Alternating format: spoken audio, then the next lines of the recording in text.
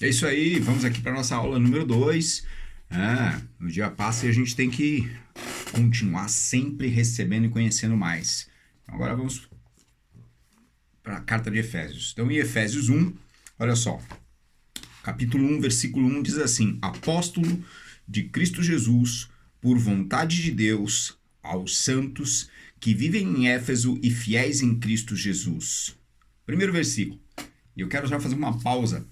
Assim, nós não vamos discutir se foi Paulo que escreveu ou não, se ele escreveu para a igreja de Éfeso ou não. Isso não nos importa. O que nos importa observar aqui é o que está escrito e é aquilo a que temos acesso. E a primeira coisa que eu quero que você preste bem atenção, detalhe, é que diz assim: apóstolo de, por vontade de. Então, que na nossa vida, na minha e na tua, nós tenhamos sempre esta convicção, que o nosso chamado vem dele e é para ele e tudo é por ele. Então diz assim, ele é apóstolo, ou seja, ele é enviado de quem? Ele é enviado de Jesus Cristo. Então que a nossa marca tem que ser essa, de, por e em. Então, o que me interessa na vida hoje é de Jesus Cristo, por Jesus Cristo, em Jesus Cristo, para Jesus Cristo. Então esse tem que ser a nossa marca, essa tem que ser a tua marca. Tem que ser uma marca de convicções e de certezas fundamentada na fé. Porque nós vamos observar nesse livro de Efésios que a fé é uma das grandes ferramentas que nós temos para finalmente e realmente ter uma transformação na nossa vida.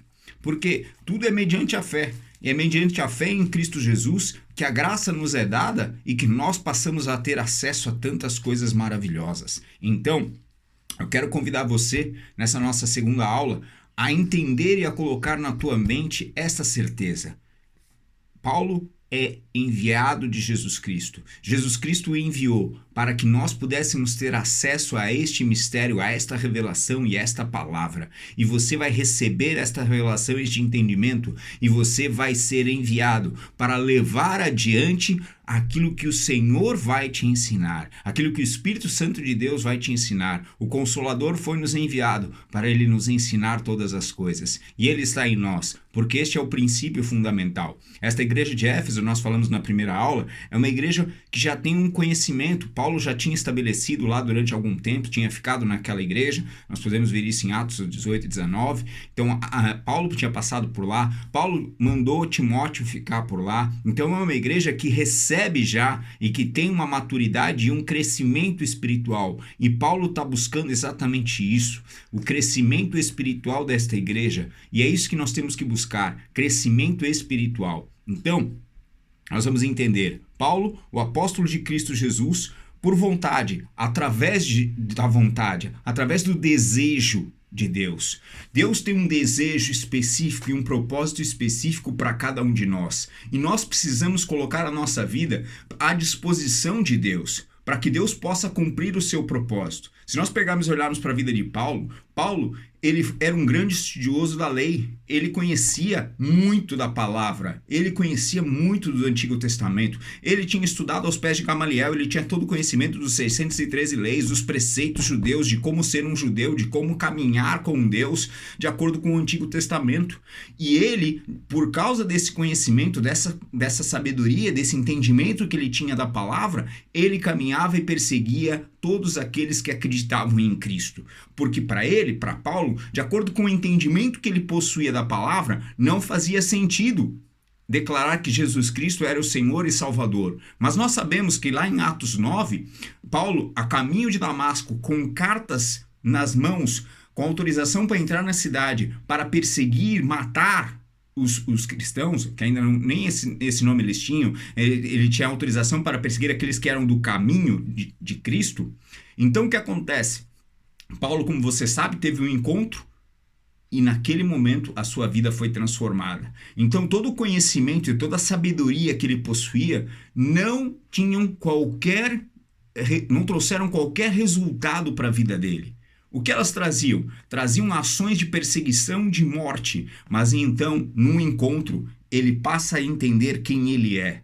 E ele passa a entender que esta era a vontade de Deus para a vida dele. E que até então o que ele havia perseguido não era a vontade de Deus. Mas aqui ele passa a andar através da vontade de Deus. Então esta carta ele escreve porque esta é a vontade de Deus para a vida dele. Então é tempo de nós colocarmos a nossa vida diante de Deus e falar: Senhor, eu quero viver o teu propósito. Não importa as histórias do meu passado, não importa o que eu persegui, não importa o que eu acreditava ser verdade, importa agora sim eu me colocar diante de ti e falar: Senhor Jesus, eu quero viver o teu propósito para a minha vida. Pai, qual é o teu propósito para a minha vida? Me coloca alinhado com o teu propósito, me coloca no caminho, porque eu vou viver esta verdade, eu vou andar este propósito, porque eu, como Paulo, vou romper os meus limites mentais, os meus limites emocionais, as minhas convicções mentais e vou me colocar diante de ti para ter uma mente renovada por ti.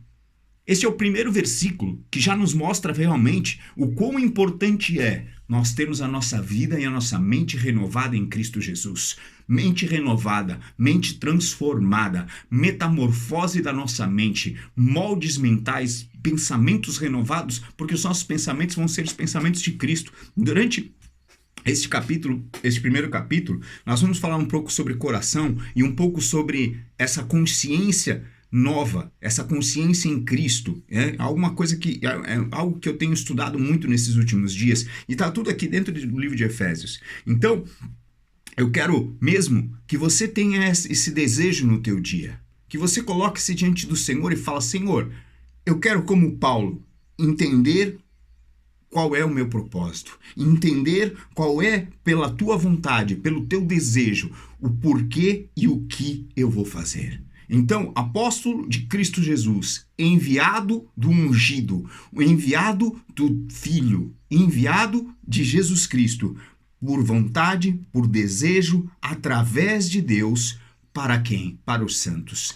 Para quem? Para os separados de Deus. Paulo está aqui escrevendo uma carta para os separados de Deus, para aqueles que têm maturidade, para aqueles que entenderam o chamado de Deus e falaram: Senhor, nós estamos aqui separados para ti. É para esses que Paulo está a escrever, para aqueles que estão separados e para aqueles que são fiéis em Cristo Jesus. O que é ser fiel em Cristo Jesus? Ser fiel é acreditar em Cristo Jesus. Esta é uma carta para aqueles que são separados para Deus e acreditam em Cristo Jesus. São as duas coisas ao mesmo tempo. Eu preciso entender, eu fui chamado para ser separado para Deus. Eu não vivo mais no caminho do mundo, eu fui separado para Deus. Eu fui separado para ter uma vida diante do altar de Deus, diante do Senhor, diante de Deus, para cumprir aquilo que Ele deseja.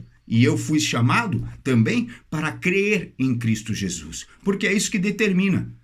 A fé é aquilo que determina a minha caminhada diante do Senhor Jesus. Se eu acreditar, se eu crer que o Senhor Jesus é meu Senhor e Salvador, Ele vai cumprir. Nós podemos ver tantas vezes nos milagres, depois nós vamos fazer um estudo aprofundado também sobre os milagres e sobre as ações de Jesus Cristo aqui na Terra, e nós podemos ver que muitos dos milagres estavam relacionados com fé. Até demônios que não eram expulsos por causa da incredulidade existente nos discípulos.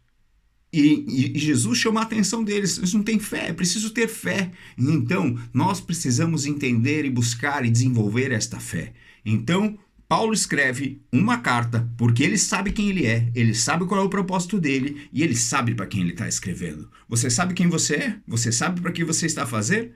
Porque o Senhor sabe quem você é e Ele quer nesta carta te mostrar quem é você. Na nossa terceira aula, nós vamos entrar muito forte neste assunto de quem é você, porque você precisa entender realmente quem você é. Você precisa ter isso muito forte na tua vida. Essa convicção tem que ser uma convicção inabalável, porque pode acontecer o que for, podem vir as situações mais complicadas podem se apresentar diante da tua vida, mas você vai permanecer firme, porque assim como Paulo, não importa, Paulo antes ele tinha cartas e autoridade para perseguir, e agora ele, na condição nova em que ele estava, na condição de ser um do caminho, ele sofreu tantas coisas, ele ficou preso, ele naufragou, ele passou por açoites, ele passou por perseguições, e tudo em tudo ele deu louvor e graças a Deus.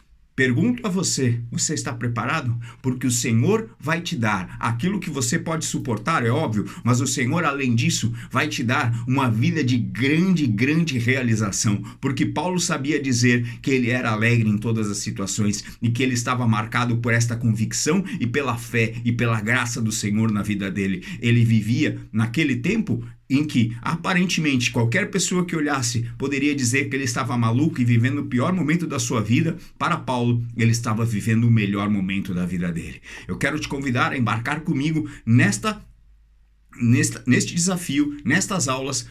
Eu já sei o número de aulas, mas eu vou continuar com um segredo, porque você vai perceber que nós vamos olhar versículo por versículo, e alguns talvez a gente passe bem mais rápido que outros, mas em todos eles nós vamos olhar sempre e perceber aquilo que o Senhor Jesus quer nos ensinar, aquilo que Ele tem como palavra para as nossas vidas. E então, versículo 2, graça a vós outros e paz da parte de Deus, nosso Pai e do Senhor Jesus Cristo. Aqui, mais uma vez, uma marca muito poderosa que nós nunca podemos esquecer: Deus é nosso Pai.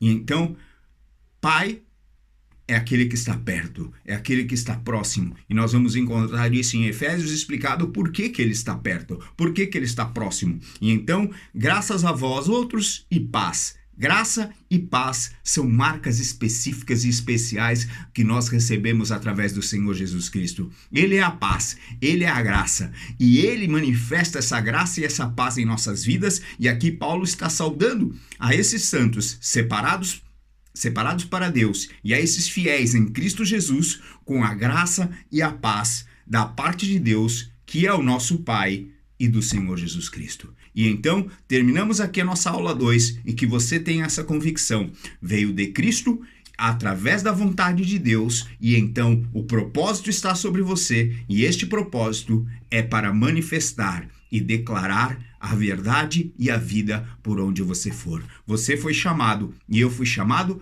para declarar as boas novas. E então, não importa o que você faz, importa sim o que você produz com o teu propósito, com aquilo que o Senhor chamou para fazer. E o que o Senhor chamou para fazer?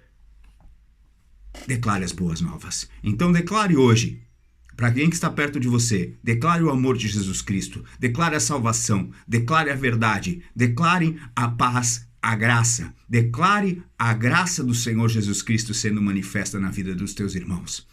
Hoje é um dia muito glorioso e este é o dia, esta é a nossa segunda aula, que você tem estes 2 versículos marcados na tua Bíblia, convicto de que o Senhor Jesus te chamou com um propósito bem definido para declarar a graça e a paz dele aos separados e aos fiéis em Cristo Jesus.